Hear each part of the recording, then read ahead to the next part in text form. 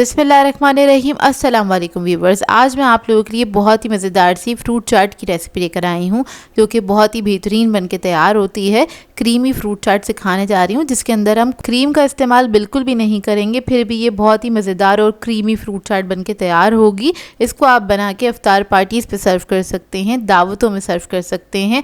बहुत ही मज़ेदार और हेल्दी डिज़र्ट बनके तैयार होता है ये। बच्चे बड़े सभी इसको खाना पसंद करेंगे, तो इस वीडियो को लास्ट तक ज़रूर देखिएगा। अगर आप मेरे चैनल पर नए हैं तो मेरे चैनल को सब्सक्राइब करें, साथ साथ ऑल नोटिफिकेशन को क्लिक करें। इससे आने वाली मेरी हर नई वीडियो की नोटिफिकेशन आपको सबसे पहले मिलेगी। वीडियो अच्छी लगे तो लाइक एंड शेयर करना ना भूलें।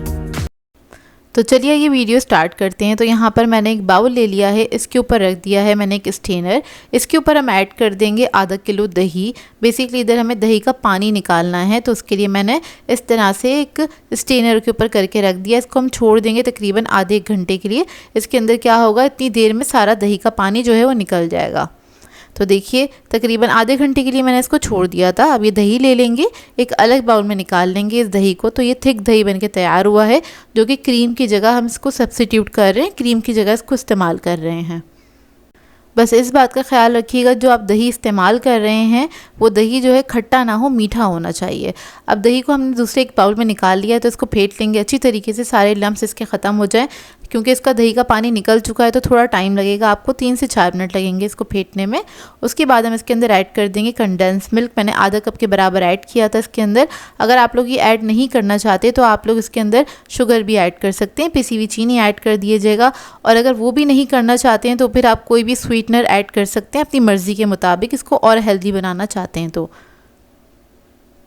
अब इसके बाद इसके अंदर हम फ्रूट्स ऐड कर देंगे। तो यहाँ पर मैं एक कप के बराबर एप्पल यूज़ कर रही हूँ, चॉप किया हुआ। बनाना ऐड करेंगे 1 कप के बराबर।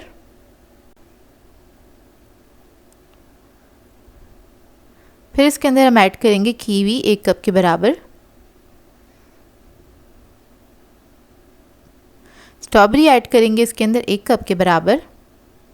मैंने इसके अंदर सिर्फ 4 फलों का इस्तेमाल किया है।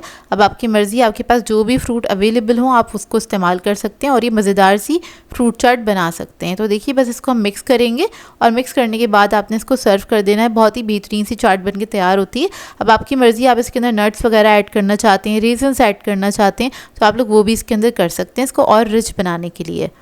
तो इसको आपने सर्व कर देना। यहाँ पर मैं कुछ बेरीज़ ऐड कर रही हूँ और इसके अलावा इसको मैंने डेकोरेट किया था थोड़ी सी स्ट्रॉबेरी के साथ। तो आप फलों के साथ इसको थोड़ा सा डेकोरेट करके फिर आप इसको सर्व कर सकते हैं। ठंडा करके फिर सर्व कीजिएगा, खाने में बेहद मज़ेदार लगती है। और इस रमज़ान के मंथ में इस रेसिपी को ज़रूर ट्राई कीजिएगा और अपना फ़ीडबैक ज़रूर दीजिएगा, बताइएगा ज़रूर कैसी लगी आपको ये रेसिपी।